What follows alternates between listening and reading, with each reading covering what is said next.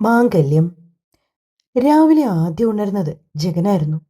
അവൻ ഹാളിലേക്ക് ചെല്ലുമ്പോൾ അടുക്കളയിൽ പാത്രങ്ങളുടെ ശബ്ദം കേൾക്കാം. ബിന്ദു ചേച്ചി എഴുന്നേറ്റ് ജോലികൾ തുടങ്ങിയിട്ടുണ്ട്. ദോശയായിരുന്നു അന്നത്തെ ബ്രേക്ക്ഫാസ്റ്റ്. ജഗൻ ഭക്ഷണം കഴിച്ച് ഓഫീസിലേക്ക് പോകുമ്പോഴും ജാൻവി ഉണർന്നിട്ടില്ലായിരുന്നു. ഒടുവിൽ 9 മണി കഴിഞ്ഞിട്ടും അവൾ എഴുന്നേൽക്കാത്തതുകൊണ്ട് ജഗൻ പറഞ്ഞ പ്രകാരം ബിന്ദു ചേച്ചി തന്നെയാണ് ജാൻവിയെ ചെന്ന് ഉണർത്തിയത്. പിന്നാലെ മിഥുവിനെയും വിളിച്ചുണർത്തി. അവരുടെ PG റിസൾട്ട് വരാൻ ഇനിയുമുണ്ട് 2 ആഴ്ച.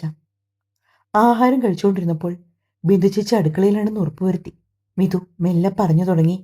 ജാൻവി, ഞാൻ തിരികെ മാണിക്യമംഗലത്തേക്ക് പോയാലോന്ന് ആലോചിക്കുക. എന്തു പറ്റി മിഥു? എന്താ പെട്ടെന്ന് അങ്ങനൊരു തീരുമാനം? അതല്ലടി, നമ്മളിവിടെ വന്നിട്ടും ഉദ്ദേശിച്ച കാര്യമൊന്നും നടന്നില്ലല്ലോ. അപ്പോഴാണ് ജാനിയും അബിയെപ്പറ്റി ഓർക്കുന്നത്. മിഥു, നമുക്ക് അന്വേഷിക്കാം. ഞാനേ 1-2 ഫ്രണ്ട്സിനൊക്കെ മെസ്സേജ് അയച്ചിട്ടുണ്ട്. അവരും അന്വേഷിക്കാന്നാ പറഞ്ഞത്. മിഥു വെറുതെ മൂളുക മാത്രം ചെയ്തു. പതിയെ പതിയെ അവളുടെ പ്രതീക്ഷകളും അസ്തമിച്ചു വരികയായിരുന്നു. പക്ഷെ അബിക്ക് പകരം മറ്റൊരാളെ വെറുതെ ഒന്ന് ചിന്തിച്ചു നോക്കാൻ പോലും അവൾ ഒരുക്കമല്ലായിരുന്നു. അബി വന്നില്ലെങ്കിൽ വരുന്നത് വരെ അവനു വേണ്ടി കാത്തിരിക്കുമെന്ന ഉറച്ച തീരുമാനത്തിലായിരുന്നു അവൾ ഇപ്പോഴും. ദിവസങ്ങൾ ഒന്നൊന്നായി കടന്നുപോയി. ഇന്നാണ് ജാൻവിയുടെയും മിഥുവിൻ്റെയും പരീക്ഷാഫലം വരുന്നത്. ഉച്ചയായപ്പോൾ മുതൽ രണ്ടുപേരും ലാപ്ടോപ്പിന് മുന്നിൽ ഇരിപ്പുറപ്പിച്ചിരുന്നു. റിസൾട്ട് പബ്ലിഷ് ചെയ്തു. യൂണിവേഴ്സിറ്റിയുടെ നോട്ടിഫിക്കേഷൻ വന്ന ശേഷം വല്ലാത്തൊരു ധൃതിയായിരുന്നു. മിഥു തന്നെയാണ് രണ്ടുപേരുടെയും നോക്കി. 95% മാർക്കോടെ ജാൻവി ഉന്നത വിജയം നേടിയപ്പോൾ മിഥുവിന് 90% മാർക്കുണ്ടായിരുന്നു. ആ സമയം അവർ രണ്ടുപേരും ഒരുപോലെ ഓർത്തത് അബിയെയാണ്. ഇത്രയും നാൾ നിഴല് പോലെ ഒപ്പം നടന്നിട്ട് പരീക്ഷാഫലം വന്ന ഈ ദിവസം അവൻ്റെ ഒരു വിവരവും ലഭിക്കാത്തതോർത്ത് ജാൻവിയും മിഥു വീണ്ടും വിഷമിച്ചു. മിഥു ഒന്നും മിണ്ടാതെ കണ്ണു നിറച്ചുകൊണ്ട് മുറിയിലേക്ക് കയറിപ്പോയി. ജാൻവിയുടെ കണ്ണുകളും നിറയുന്നുണ്ട്. അന്ന് വൈകുന്നേരം ജഗൻ വന്നത് അവരുടെ സന്തോഷം സെലിബ്രേറ്റ് ചെയ്യാനുള്ള കേക്കുമായിട്ടാണ്. പിന്നെ അവർ രണ്ടുപേരും ചേർന്ന് അത് കട്ട് ചെയ്ത് സന്തോഷം പങ്കിട്ടു. റിസൾട്ട് വന്നതോടെ മിഥുവിന് എങ്ങനെയും തിരികെ വീട്ടിലേക്ക് പോകണമെന്നായി. പാർവതിയും അവളെ വിളിക്കുന്നുണ്ടായിരുന്നു. 2 മക്കളും അരികിലില്ലാത്തതുകൊണ്ട് തന്നെ അവർക്കും അത് വല്ലാത്ത വിഷമമായിരുന്നു. ജഗൻ എന്തായാലും ജാൻവി ഉടനൊന്നും അങ്ങോട്ടേക്ക് വിടില്ലെന്നറിയാവുന്നതുകൊണ്ട് തൽക്കാലം ആ ശ്രമം ഉപേക്ഷിച്ച മട്ടാണ് പാർവതി. വൈകുന്നേരം ബാൽക്കണിയിൽ കാര്യമായ ആലോചനയിൽ നിൽക്കുവാണ് ജാൻവി. ജഗൻ ആ സമയം ലിവിംഗ് റൂമിൽ ഫുട്ബോൾ മാച്ച് കാണുവാണ്. ജാൻവി ഫോണെടുത്ത് മാനസിയുടെ നമ്പറിൽ കോൾ ചെയ്തു. കുറച്ച് സമയത്തിന് ശേഷമാണ് അവർ കോൾ അറ്റൻഡ് ചെയ്തത്. ഹലോ ജാൻവി. മറുപുറത്തു നിന്ന് മാനസിയുടെ ശബ്ദം കേട്ടതും ജാൻവിയുടെ മനസ്സ് നിറഞ്ഞുപോയി. അമ്മേ, ഇന്നെൻ്റെ റിസൾട്ട് വന്നു. ജാൻവി നേരിയ മടിയോടെയാണ് പറഞ്ഞത്. ആഹാ, എന്നിട്ട്? മാനസിക്ക് വലിയ ആകാംക്ഷയായിരുന്നു. ജാൻവി ഫോൺ ചെയ്യുമ്പോഴും അവളുടെ സ്വരം കേൾക്കുമ്പോഴും മുൻപൊന്നുമല്ലാത്തൊരു സന്തോഷം അവർക്കിപ്പോൾ തോന്നാറുണ്ട്. എനിക്ക് 95% മാർക്കുണ്ട്. കൺഗ്രാറ്റ്സ് മോളെ. മാനസി പറഞ്ഞതും ജാനിയുടെ മിഴികൾ ചെറുതായി നിറഞ്ഞു. നീ ഓക്കെ അല്ലേ? ജാൻവിയുടെ ശബ്ദം ഇടറിയത് തിരിച്ചറിഞ്ഞ് മാനസി ചോദിച്ചു. ഓക്കെ ആണമ്മേ. അച്ഛൻ എവിടെ? അച്ഛൻ ഇതുവരെ വന്നിട്ടില്ല. ഒരു ബിസിനസ് മീറ്റിംഗ് ഉണ്ടായിരുന്നു, അതിന് പോയിരിക്കുവാണ്. ജഗൻ എന്ത് ചെയ്യുന്നു? മാനസി തിരക്കി. ജഗൻ TV കാണുന്നു. എങ്കിൽ ശരി, നീ ഹാപ്പിയായിട്ടിരിക്കണം കേട്ടോ. അത്രയും പറഞ്ഞുകൊണ്ട് മാനസി ഫോൺ വെച്ചു. അവർക്കും ചെറുതായി കണ്ണു നിറഞ്ഞു. താൻ അറിയാതെ പോയ എത്രയെത്ര നേട്ടങ്ങൾ അവൾക്കുണ്ടായിട്ടുണ്ടാകുമെന്ന് ഓർത്തപ്പോൾ മാനസിയുടെ കണ്ണിലൂടി 2 തുള്ളി കണ്ണുനീരൊഴുകിയിറങ്ങി. ആ ചൂട് കഴുത്തിലറിഞ്ഞതും അവർ മെല്ലെ മുഖം തുടച്ചു. അന്ന് ബിസിനസ് മീറ്റിംഗ് കഴിഞ്ഞു വരുന്ന ജയനെ കാത്ത് മാനസി വീടിൻ്റെ ഉമ്മറപ്പടിയിൽ തന്നെ ഇരിപ്പുണ്ട്. ജയന്റെ കാറ് പോർച്ചിലേക്ക് വന്ന് നിന്നതും അവർ എഴുന്നേറ്റു. കാറിൽ നിന്നിറങ്ങിയ ജയൻ വല്ലാത്ത അത്ഭുതത്തോടെയാണ് മാനസിയെ നോക്കിയത്. കാരണം ആദ്യമായിട്ടാണ് മാനസി ഇങ്ങനെ അയാൾക്ക് വേണ്ടി ഉമ്മർത്ത് കാത്തിരിക്കുന്നത്. എന്തുപറ്റി? പുതിയ ഓരോരോ ശീലങ്ങൾ? ചിരിച്ചുകൊണ്ട് ജയൻ അവർക്ക് അടുത്തേക്ക് വന്നു. ഏയ്, ഞാൻ വെറുതെ. ജയേട്ടൻ വരാൻ വൈകിയപ്പോൾ ഇരുന്നതാ, വിളിച്ചിട്ട് ഫോണും എടുത്തില്ലല്ലോ. മാനസി ചെറിയൊരു പരിഭവത്തോടെ പറഞ്ഞു. മീറ്റിംഗ് നടക്കുന്ന സമയം ഞാൻ ഫോൺ സൈലന്റിലാക്കി ബാഗിൽ വെച്ചു. സത്യം പറഞ്ഞാൽ സൈലന്റ് മോഡ് മാറ്റാൻ മറന്നുപോയി. അതൊക്കെ പോട്ടെ, ജയേട്ടനകത്തേക്ക് വാ.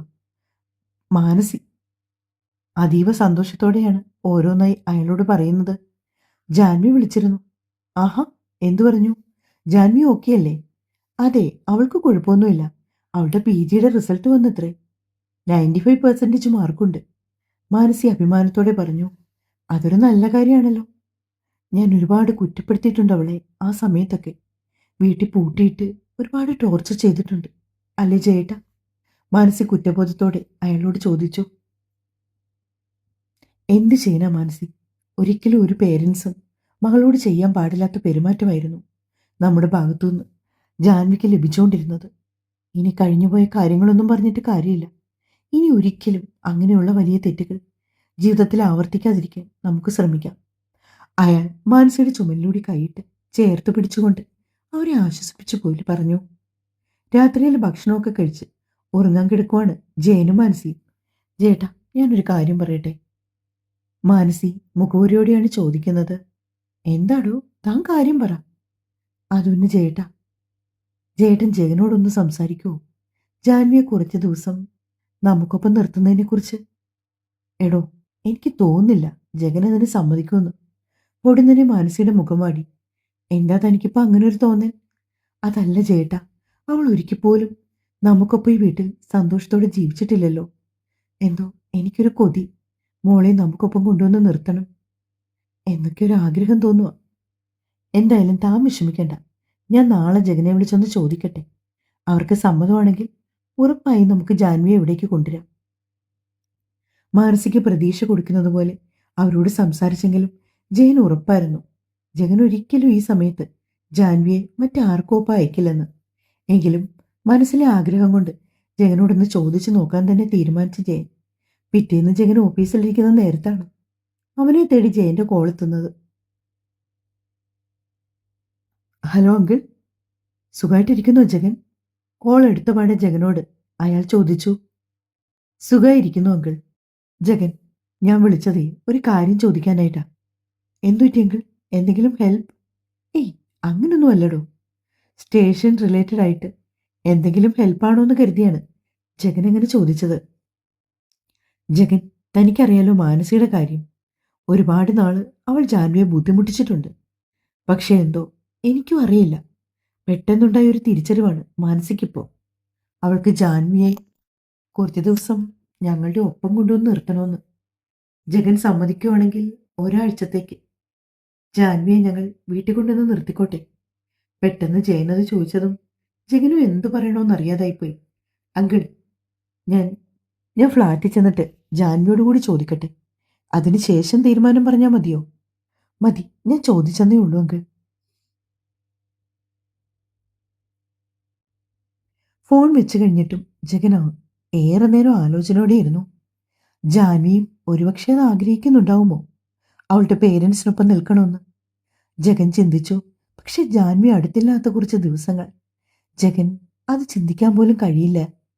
എന്തായാലും ഇക്കാര്യത്തിൽ ജാൻവിയുടെ തീരുമാനത്തിന് പ്രയോറിറ്റി കൊടുക്കാൻ തന്നെ തീരുമാനിച്ചവൻ. വൈകിട്ട് ജഗൻ ഫ്ലാറ്റിലേക്ക് വരുമ്പോൾ ജാൻവിയും ഇതും കൂടി ഏതോ ഒരു മൂവി കണ്ടിരിക്കുന്നു. ജഗനെ കണ്ടതും ജാൻവി ഇരുന്നിടത്തു നിന്ന് എഴുന്നേറ്റ് അവൻ്റെ അടുത്തേക്ക് ചെന്നു. ജാൻവിക്കിപ്പോൾ ചെറുതായി ബേബി ബമ്പൊക്കെ വന്നു തുടങ്ങിയിട്ടുണ്ട്. അല്പം ടൈറ്റായിട്ടുള്ള ടീഷർട്ടാണ് അവൾക്ക് കൂടുതലും. അതുകൊണ്ട് തന്നെ ഇപ്പോഴിപ്പോൾ അവൾ കൂടുതലും ഓവർ സൈസ് ടീഷർട്ടാണ് ഇടാറുള്ളത്. ടീഷർട്ടിന് മുകളിലൂടെ തെളിഞ്ഞു കണ്ട ബമ്പ്. ജഗൻ ജാൻവിയെ നോക്കി പുഞ്ചിരിച്ചു. അവൻ ഡ്രസ്സ് മാറാൻ റൂമിലേക്ക് ചെന്നതും പിന്നാലെ തന്നെ ജാൻവിയും ചെന്നു. തിരിഞ്ഞു നിന്നവനെ പിന്നിലൂടെ ചെന്ന് കെട്ടിപ്പിടിച്ച് ഏറെ നേരം അവൻ്റെ പുറത്ത് മുഖമമർത്തി ജാൻവി ഒരേ നിൽപ്പ് നിന്നു. എടോ, ഞാൻ ആകെ മുഷിഞ്ഞിരിക്കുക, ഫ്രഷ് ആയിട്ട് വരാം. പക്ഷേ ഈ മണമാണ് എനിക്കിഷ്ടം. അതും പറഞ്ഞുകൊണ്ട് ജാൻവി വീണ്ടും ജഗന്റെ പുറത്തേക്ക് തന്നെ മുഖം പൊഴുത്തി. അവൻ്റെ പെർഫ്യൂമും വിയർപ്പും കൂടിക്കലർന്ന ഗന്ധം ആവോളം ആസ്വദിച്ചവൾ. പിന്നെ അവൻ ഫ്രഷായി ഒരു കോഫിയൊക്കെ കുടിച്ച് ബാൽക്കണി നിൽക്കുന്ന സമയം ജാൻവി അവൻ്റെ തോളിൽ തലചാരി പുറത്തേക്ക് അയൽക്കാഴ്ചകളിലേക്ക് കണ്ണുനട്ട് അങ്ങനെ നിന്നു. എടോ, ഇന്നെന്നെ അങ്കിൾ വിളിച്ചിരുന്നു, ജഗൻ പറഞ്ഞു തുടങ്ങി. ആര്? അച്ഛനോ? ജഗന്റെ തോളിൽ നിന്നും തലയുയർത്തി അവൻ്റെ മുഖത്തേക്ക് നോക്കിക്കൊണ്ട് ജാൻവി ചോദിച്ചു. അതെ, തൻ്റെ അച്ഛൻ. അച്ഛൻ എന്തിനാ വിളിച്ചേ? കുറച്ച് ദിവസം മുമ്പല്ലേ വന്നിട്ട് പോയത്. എടോ, അങ്കിൾ ചോദിച്ചു തന്നെ കുറച്ച് ദിവസം അവർക്കൊപ്പം നിർത്താമോ എന്ന്. ജഗനത് പറഞ്ഞതും ജാൻവി വീണ്ടും അവൻ്റെ തോളിലേക്ക് തലവെച്ചു. എന്നിട്ട് ജഗൻ എന്തു പറഞ്ഞു? അവനോട് ചേർന്ന് നിന്നുകൊണ്ട് അവൾ ചോദിച്ചു. ജഗൻ ഒരു കൈകൊണ്ട് ജാൻവിയെ ചേർത്ത് പിടിച്ചു. താൻ പറ, ഈ കാര്യത്തിൽ ഫൈനൽ ഡിസിഷൻ എടുക്കേണ്ടത് താനല്ലേ? തനിക്ക് ആഗ്രഹമുണ്ടോ വീട്ടിൽ പോയി അച്ഛൻ്റെ അമ്മയുടെ ഒപ്പം നിൽക്കാൻ? അങ്ങനെ ചോദിച്ചാ എനിക്ക് ജഗന്റെ ഒപ്പം നിൽക്കാനാ കൂടുതൽ ഇഷ്ടം. പിന്നെ അമ്മയും അച്ഛനും ആഗ്രഹിച്ച് ചോദിച്ചതല്ലേ. ഞാനെങ്കിൽ കുറച്ചു ദിവസം പോയി നിന്നാലോ? പെട്ടെന്ന് ജാൻവി അത് ചോദിച്ചതും ജഗന് തന്റെ നെഞ്ചിൽ എന്തോ ഒരു ഭാരം വന്ന് നിറയും പോലെ തോന്നി.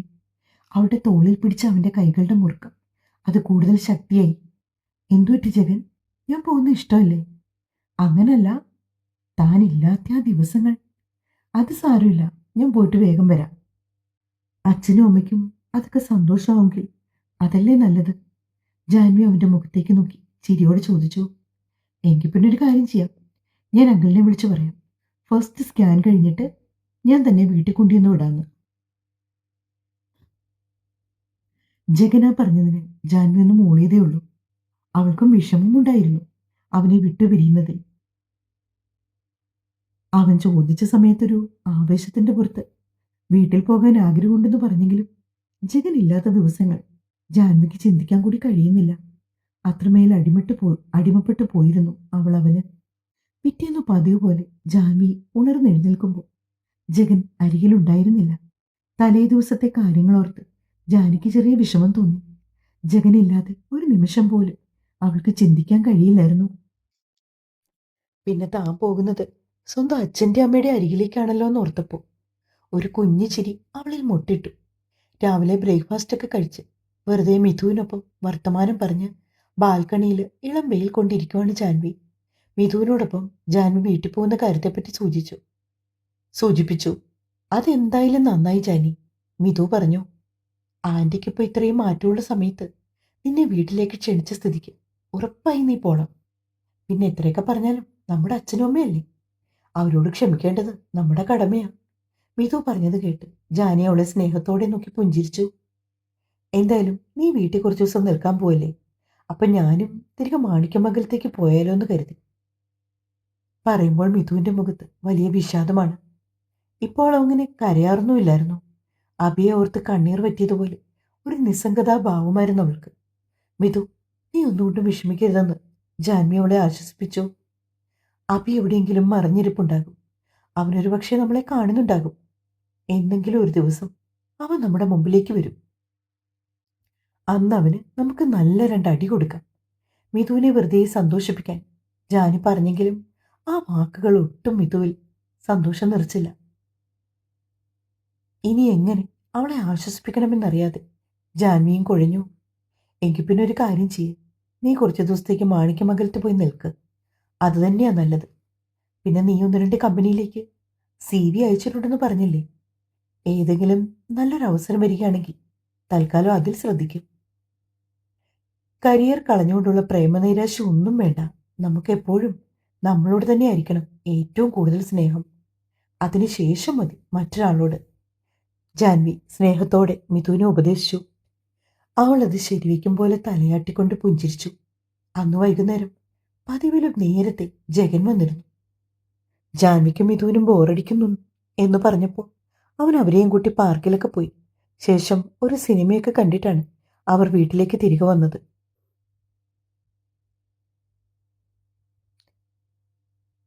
നാളെയാണ് ജാൻവിക്ക് 3-ാം മാസത്തെ സ്കാനിങ്ങിനുള്ള അപ്പോയിൻമെന്റ്. രാവിലെ 10:30 സമയം എന്നതുകൊണ്ട് തന്നെ ജഗൻ ഹാഫ് ഡേ ലീവ് എടുത്തിട്ടുണ്ട്. ജാൻവിക്ക് മനസ്സിൽ വല്ലാത്ത ടെൻഷനും ഒപ്പം സന്തോഷവുമുണ്ട്. കുഞ്ഞ് ഹെൽത്തി ആയിരിക്കുമോ എന്നോർത്താണ് ടെൻഷൻ. എന്നാൽ ഇന്ന് ആദ്യമായി തങ്ങളുടെ കുഞ്ഞിനെ ഒരു പൊട്ടുപോലെയാണെങ്കിലും കാണാലോ എന്നുള്ളതായിരുന്നു അവളുടെ സന്തോഷം.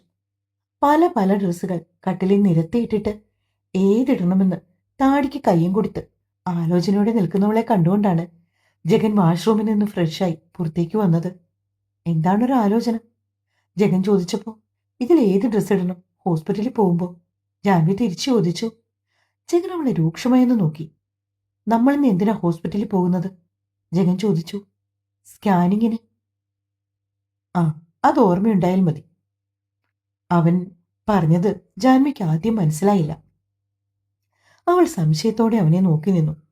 കല്യാണത്തിനൊന്നും അല്ലല്ലോ പോകുന്നത്, ഏതെങ്കിലും ഒരു ഡ്രസ്സ് എടുത്തിട്ട് വരാം നോക്ക് ജഗൻ പറഞ്ഞുകൊണ്ട് പുറത്തേക്ക് നടക്കാൻ തുടങ്ങിയതും ജാൻവി പിന്നാലെ വന്ന് അവനെ പിടിച്ചു. ജഗൻ പ്ലീസ്, ഇതിൽ നിന്നൊരു ഡ്രസ്സ് എടുത്ത് എനിക്ക് എടുത്തു തരൂ. ജാൻവി നിർബന്ധം പിടിച്ചപ്പോൾ ഒടുവിൽ ഒരു പീച്ച് കളർ കോട്ട് സെറ്റ് അവൻ അവൾക്കായി എടുത്തു നൽകി. ഇതിട്ടു, തനിക്ക് നല്ല ഭംഗിയുണ്ടാകും. അവൻ പറഞ്ഞു. അപ്പോൾ ബാക്കിയുള്ള ഡ്രസ്സുകളൊന്നും ഭംഗി ഉണ്ടാവില്ലെന്നാണോ ജഗൻ ഉദ്ദേശിച്ചത്? ജാൻവി ചോദിച്ചു. നിന്നെ കൊണ്ട് ഞാൻ തോറ്റു ജാൻവി, നീ ഏതെങ്കിലും എടുത്തിട്ടോളൂ. ജഗൻ അവളെ നോക്കി കൈ കൂപ്പി പുറത്തേക്ക് ഇറങ്ങാൻ തുടങ്ങി. ജാൻവി അവനെ അവിടെ പിടിച്ചു നിർത്തി. പിണങ്ങല്ലേ ഭർത്താവേ, ഞാനൊരു തമാശ പറഞ്ഞതല്ലേ. അവൾ ചിരിച്ചു. കൊള്ളാം, നല്ല തമാശ. ഈയിടെയായിട്ട് നിന്റെ ഹ്യൂമർ സെൻസ് ഇത്തിരി കൂടുന്നുണ്ടോ എന്ന് എനിക്കൊരു സംശയമുണ്ട്. ജഗനത് പറഞ്ഞപ്പോ ജാൻവി കണ്ണ് ചിമ്മിക്കൊണ്ട് ചിരിച്ചു. ആ ചിരി കണ്ടതും ജഗനും അറിയാതെ ചിരിപൊട്ടി. 10:30 അപ്പോയിന്റ്മെന്റ്, കൃത്യസമയത്ത് അവിടെ എത്തണം. ഇപ്പൊ തന്നെ സമയം 9 കഴിഞ്ഞു. ജഗൻ ഓർമ്മിപ്പിച്ചു. അതിനെന്താ, ഒരു 5 മിനിറ്റ്, ഞാൻ ദാ ഇപ്പൊ റെഡിയായി വരാം. ജഗൻ പോയി ബ്രേക്ക്ഫാസ്റ്റ് കഴിച്ചോളൂ. ജാൻവി പറഞ്ഞുകൊണ്ട് റെഡിയാവാൻ തുടങ്ങി. ജാൻവി വേഗം റെഡിയായി മുടി ലൂസായി ഇട്ടു. അതിരങ്ങളിൽ പതിവ് പോലെ അവളുടെ ഫേവറേറ്റ് ഷെയ്ഡ് ലിപ്സ്റ്റിക് മണിഞ്ഞ് ഒരു ചെറിയ പൊട്ടും തൊട്ടു. ഒരുക്കം പൂർത്തിയായി ജാൻവി ചെല്ലുമ്പോൾ ജഗൻ ഡൈനിങ് ടേബിളിൽ ഭക്ഷണം കഴിക്കാതെ അവളെ കാത്തിരിക്കുവാണ്. ജഗൻ ഇതുവരെ കഴിച്ചില്ലേ? ഞാൻ ആഹാരം കഴിച്ചോളാൻ പറഞ്ഞിട്ടല്ലേ ഇങ്ങോട്ട് വന്നത്? ജാൻവി ചോദിച്ചു. അതുകൊള്ളാം, താൻ വരാതെ ഞാനെങ്ങനെ കഴിക്കാനാ? ജഗൻ തിരിച്ചു ചോദിച്ചു. അപ്പൊ പിന്നെ എല്ലാ ദിവസവും ഞാൻ വരാതെയല്ലേ ജഗൻ കഴിച്ചിട്ട് പോകുന്നത്? ജാൻവി ചോദിച്ചപ്പോൾ അവൻ അവളെ സൂക്ഷിച്ചു നോക്കി. താൻ ഉറങ്ങി എഴുന്നേറ്റ് വരുന്നതുവരെ കാത്തിരുന്ന് തനിക്കൊപ്പം ഭക്ഷണം കഴിച്ചിട്ട് പോകാൻ നിന്നാലേ എന്റെ ജോലി പോകും. അപ്പോഴേക്കും മിഥുവും അവിടേക്ക് വന്നു. അവർ 3 പേരും ചേർന്നിരുന്ന് ആഹാരം കഴിച്ചു. അതിനുശേഷം ബിന്ദു ചേച്ചിയോടും മിഥുവിനോടും യാത്ര പറഞ്ഞുകൊണ്ട് ജഗനും ജാൻവിയും ഹോസ്പിറ്റലിലേക്ക് പോകാൻ ഇറങ്ങി. വീട്ടിൽ നിന്ന് സന്തോഷത്തോടെയാണ് പുറത്തേക്ക് ഇറങ്ങിയതെങ്കിലും ഹോസ്പിറ്റൽ അടുക്കാറാകും തോറും ജാൻവിയുടെ ഉള്ളിലെ ടെൻഷൻ കൂടി വന്നു. മടിയിൽ വെച്ചിരുന്ന കൈകൾ കൂട്ടിക്കെട്ടിയും അഴിച്ചും അവൾ മനസ്സിനെ നിയന്ത്രിക്കാൻ ശ്രമിച്ചു. പെട്ടെന്നാണ് ജഗന്റെ കൈ അവളുടെ കൈകൾക്ക് മേൽ വന്നു പതിഞ്ഞത്. എന്താണ് ജാൻവി, എന്തിനാണ് താൻ ഇത്രയും ടെൻഷൻ അടിക്കുന്നത്? താൻ വെറുതെ ആവശ്യമില്ലാതെ ടെൻഷൻ അടിച്ചാൽ അത് ഏറ്റവും കൂടുതൽ ബാധിക്കുന്നത് നമ്മുടെ കുഞ്ഞിനെയാകും. പറഞ്ഞുകൊണ്ട് ജഗൻ അവളുടെ വയറിനെ മെല്ലെ തലോടി. അതുകൊണ്ട് ഹാപ്പിയായിരിക്കെ, താൻ സന്തോഷിച്ചാലേ നമ്മുടെ കുഞ്ഞും സന്തോഷിക്കൂ, അവൻ ആർദ്രമായി പറഞ്ഞു. അങ്ങനെയല്ല ജഗൻ, എനിക്ക് ചെറുതായിട്ട് ടെൻഷൻ ആവുന്നുണ്ട്. എല്ലാം ഓക്കെ ആയിരിക്കുമല്ലോ എന്ന് ഓർത്ത്. താൻ എന്തിനാ ഇങ്ങനെ ആവശ്യമില്ലാത്ത കാര്യങ്ങൾ വീണ്ടും വീണ്ടും ആലോചിക്കുന്നത്? എല്ലാം ഓക്കെയാണ്, താൻ വെറുതെ ടെൻഷൻ അടിച്ചൊന്നും വരുത്തി വെക്കരുത്. ഒടുവിൽ ജഗൻ കർക്കശമായി പറഞ്ഞു. എന്നാലും അവളുടെ മനസ്സിലെ ചിന്തകൾ തന്നെയാകുമെന്ന് അറിഞ്ഞുകൊണ്ട് അവൻ കോളേജിലെയും സ്കൂളിലെയും ഒക്കെ ഓരോരോ വിശേഷങ്ങൾ ചോദിക്കാൻ തുടങ്ങി. പതിയെ ജാൻവി ടെൻഷനൊക്കെ മറന്ന് അവൻ ചോദിക്കുന്നതിന് മറുപടി പറഞ്ഞു. അപ്പോഴേക്കും അവർ ഹോസ്പിറ്റലിൽ എത്തിയിരുന്നു. സ്കാനിംഗ് റൂമിന്റെ മുന്നിൽ തങ്ങളുടെ ഊഴത്തിനായി അവർ കാത്തിരുന്നു. ജാൻവി ജയമോഹൻ എന്ന് പേര് വിളിച്ചതും ജാൻവി വെപ്രാളത്തോടെ ജഗനെ നോക്കിക്കൊണ്ട് പിടഞ്ഞെഴുന്നേറ്റു. ജഗൻ പെട്ടെന്ന് അവളുടെ കൈ പിടിച്ചു. താൻ എങ്ങോട്ടായി പാഞ്ഞു പോകുന്നത്? പതുക്കെ സാവധാനം നടക്ക് എന്നു പറഞ്ഞ് ജഗനും അവൾക്കൊപ്പം സ്കാനിംഗ് റൂമിലേക്ക് കയറി. വിശാലമായ സ്കാനിംഗ് റൂം കണ്ടതും ജാൻവിയുടെ ഉള്ളിൽ വീണ്ടും ഭയം തോന്നി. കൂളായിരിക്കാൻ ജഗൻ കണ്ണുകൊണ്ട് കാണിച്ചു. ജാൻവി കിടന്നതും അവളുടെ വയറിന് മുകളിലേക്ക് അവർ ജെല്ല് തേച്ചു. ശേഷം സ്ക്രീനിലേക്ക് നോക്കാൻ ആവശ്യപ്പെട്ടു. ജാൻവിയുടെയും ജഗന്റെയും കണ്ണുകൾ ഒരുപോലെ സ്ക്രീനിലേക്ക് നീണ്ടു. ആ കുഞ്ഞു പൊട്ട് സ്ക്രീനിൽ തെളിഞ്ഞു. ആ കാണുന്ന കുഞ്ഞു പൊട്ട് തങ്ങളുടെ കുഞ്ഞാണെന്ന് മനസ്സിലായതും ജാൻവിക്ക് കണ്ണുകൾ നിറഞ്ഞിട്ട് കാഴ്ച വ്യക്തമാകാതെയായി. ജഗനും ഏതാണ്ട് അതേ അവസ്ഥയിലായിരുന്നു. ജഗൻ പെട്ടെന്ന് തന്നെ ജാൻവിക്കരികിലേക്ക് ചേർന്ന് നിന്നുകൊണ്ട് അവൾക്കൊരു പിന്തുണ നൽകാൻ എന്നോണം അവളുടെ കൈകളിൽ അമർത്തി പിടിച്ചു. സ്കാൻ ചെയ്യുന്നയാള് എന്തൊക്കെയോ മെഷർമെന്റ്സ് ടൈപ്പ് ചെയ്യുന്ന ആളോട് പറഞ്ഞു കൊടുക്കുന്നുണ്ട്. സ്കാനിങ് കഴിഞ്ഞ് പുറത്തേക്ക് ഇറങ്ങിയ മുമ്പ് ബേബി ഓക്കെ അല്ലേ എന്ന് ജാൻവി ചോദിച്ചു. ബേബിക്കൊന്നും ഒരു കുഴപ്പവുമില്ല, പെർഫെക്റ്റ്ലി ഓക്കെയാണ്, നിങ്ങൾ ടെൻഷൻ അടിക്കാതിരുന്നാൽ മാത്രം മതിയെന്ന് അവർ മറുപടി നൽകി. 5 മിനിറ്റിനുള്ളിൽ റിപ്പോർട്ട് റെഡിയാകുമെന്നും അത് വാങ്ങി ഡോക്ടറെ കാണണമെന്നും അവർ പറഞ്ഞു. റിപ്പോർട്ട് കയ്യിൽ കിട്ടതും ജാൻവി വെറുതെ അതൊന്ന് മറിച്ചു നോക്കി. നേരെ ഡോക്ടറുടെ ക്യാബിനിലേക്ക് ചെന്നു. ഡോക്ടറും റിപ്പോർട്ട് പരിശോധിച്ച ശേഷം ജാൻവിയും ജഗനെയും മാറി മാറി നോക്കി. ജാൻവിക്ക് നല്ല ടെൻഷനുണ്ടല്ലേ?